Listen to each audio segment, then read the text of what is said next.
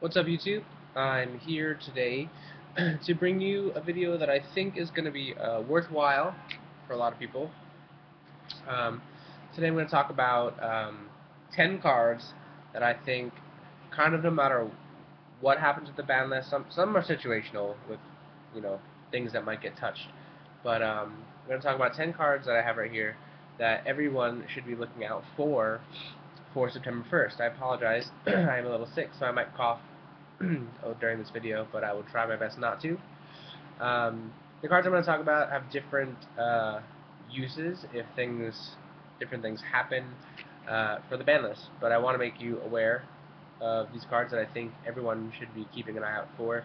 Some of them are strictly like money based, like cards could skyrocket in price if the right things happen, and most of them are just good cards that could be even better come September 1st. So one that's already starting to see a lot of play recently because of windups is Maxx. Reason I'm pointing Maxx out, not that it needs to be pointed out, but again, it's such a card. It's a card that defines formats, and defines what decks can be played. Windups were dead because everyone's playing so many Maxx's, and if there's, another deck out there that's going to special summon like crazy, like, for instance, like something like the Vols, might see more play. Maybe some synchro decks might see more play if Formula goes to 2. Um, so it's a card that should be on everyone's radar. It's not super expensive right now. I think they're like 35, which is still a lot for a Yu-Gi card, I know, but they were 100 plus at one point. And there's no reprint announced yet. So, I don't, everyone's assuming there might be, which is why it might not be the best time to invest in Maxx's, but those Wave 2 tins are going to be, it's going to take a while to get here. So if you're interested in competitive play, maybe going to YCS or really want to finish top 8 at your regionals, I think it's time for you to try and get Maxx's cheap. You might be able to buy them off somebody for 25 right now. It's just one of those cards that's great to have. So Maxx's the first card. The second card saw a lot of play and then very little play. It's Thunder King Rai-Oh. Again, it's very anti-special summoning. It's very controlling type of card.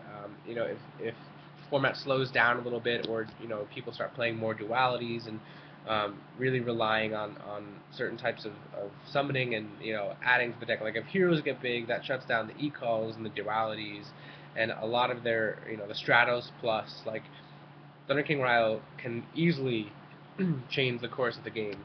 So I think, not that they're super expensive because they are common, but I think it's a card just to consider holding on to if you don't have a ton of them for September 1st.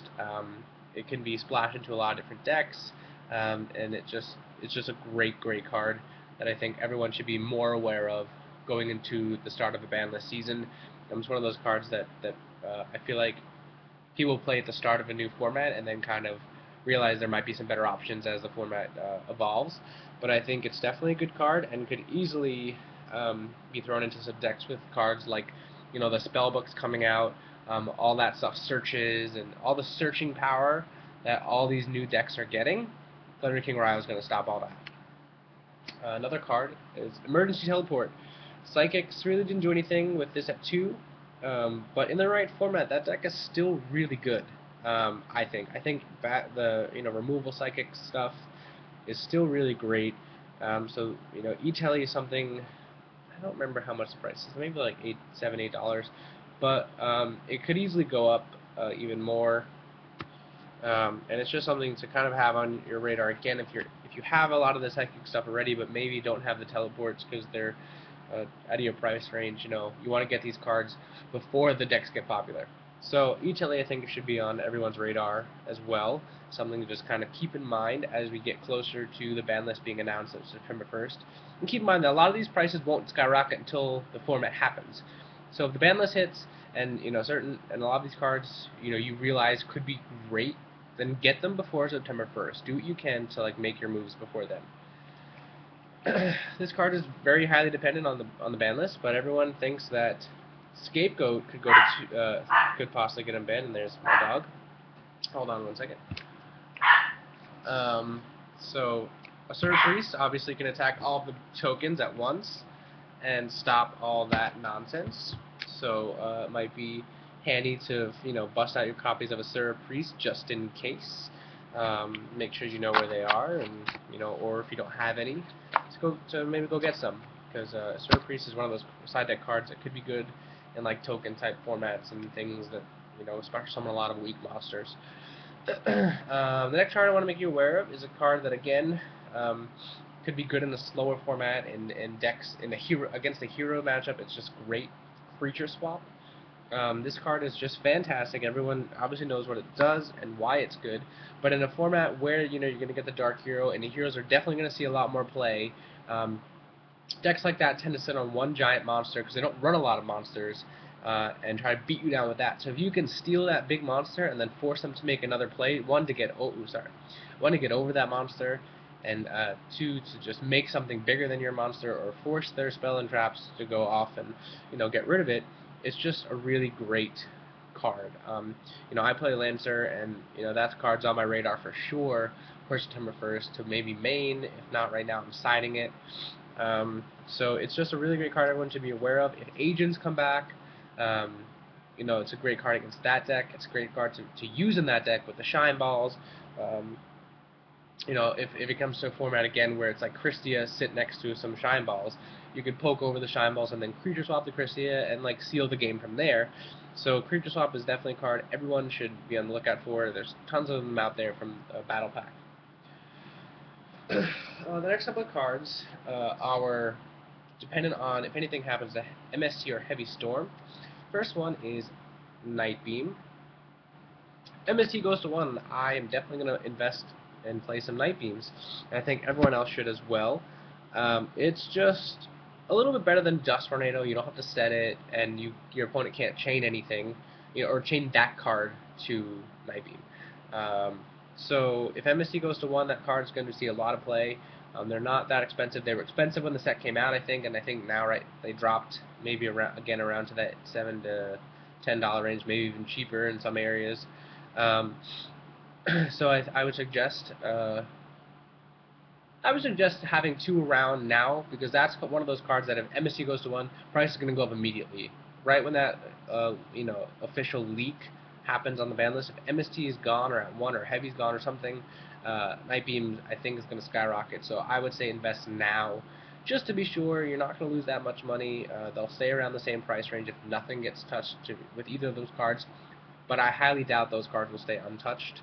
Either MST or Heavy, they seem to always do something to spell and trap hate in this game. So Night Beam could easily be a game changer and a money maker for a lot of people if you want to take that risk. Next, Swords of Revealing Light. Did nothing when it went to 2, could easily go to 3 in my opinion, and if they do that and then touch one of the spell trap hate cards and force people to play Night Beam, Sword of Revealing Light can't be touched by Night Beam, so that card could be really, really good. Because you buys yourself turns to set up, your opponent has to use stuff like maybe Breaker or Dust if they play them, or draw into that one MST, that one Heavy something, and if you got multiple copies in your deck, that's going to be really great. So it might be time to invest. Yes, they were reprinted, but I think Supers will still be expensive. If maybe they move up to 3 and MST goes to 1, that would be pretty crazy for a card like that. Really slow down the game for a lot of decks. Also, another card, if anything happens to Heavy, MST, whatever, Shard of Greed. I have a ton of copies of these. I got them so cheap, back when this card came out.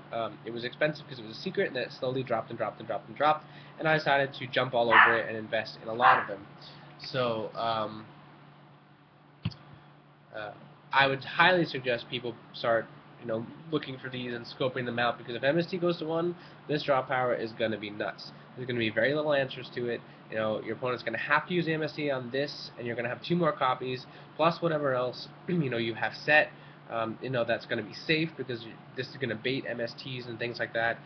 Shard of Greed is just a great card. I like it even now in certain control decks, just because, like I said, it does bait MSTs, or you're going to draw 2, because who knows, your opponent might not draw into their 2 or 3 MSTs I have in their deck, which is great for you. So I highly think that this card should be, something that should be on everyone's radar. for September 1st, because you know it's really good if in the right setting. With that, we also have Safe Zone. I know they're a little expensive right now, but I think they could get even more expensive. This card is so good. It is it's offensive in a way. It's defensive in a way that's this game has never seen before. It's one of my favorite cards that's come out recent. In the past few sets. And I picked them. I kept picking them up when they were at 4, 5, 6. Because this card, it was just one of those cards that I'm like, it's too good not to go up. And now it's what, like 12, 15.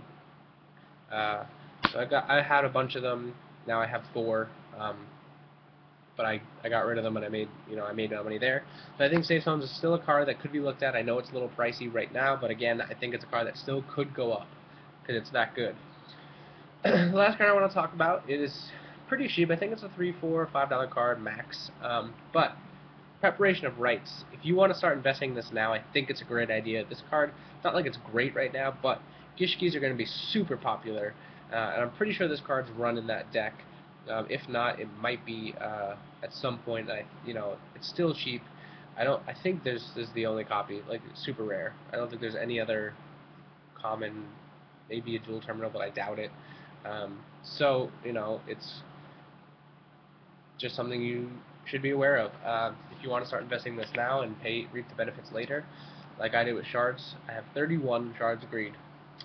So I'm hoping MSC goes to 1, but I got them for $5, 5 to 8, max $10 on a couple of them. A lot of them were traded for, but I did actually physically buy some of them. So Preparation Right you could do that yourself. Like I bought them in a format where they weren't good, hoping that they'll be good in this format. So only time will tell. Hopefully about a week, 10 days until the leak comes. We get the official leak of the ban list from Japan. So those are 10 cards that I think should be on everyone's radar for for certain decks. Just meta cards, cards that you can make money off of. I gave you a pretty wide array of stuff to definitely keep on your radar for September 1st. Let me know what you think. Let me know if there's any cards that you think people should start, maybe hoarding or picking up. Cards that maybe you should bust out of your shoe boxes where you keep your Yu-Gi-Oh cards or whatever, just in case. Maybe they're not expensive, but just so you know where they are, in case you want to play them, you don't have to look for them later. Like they're just there. So yeah, I'd love to hear from a lot of the people who subscribed to me lately on what you think cards that don't see that much play now, or saw a lot of play, didn't see a lot of play, and could see a lot of play September 1st. So rate, comment, subscribe if you haven't already.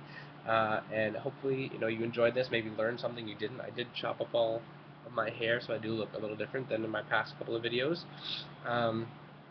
So yeah, thanks for watching, and more stuff like this will be coming. I'm gonna give some more updates to my Lancer deck profile.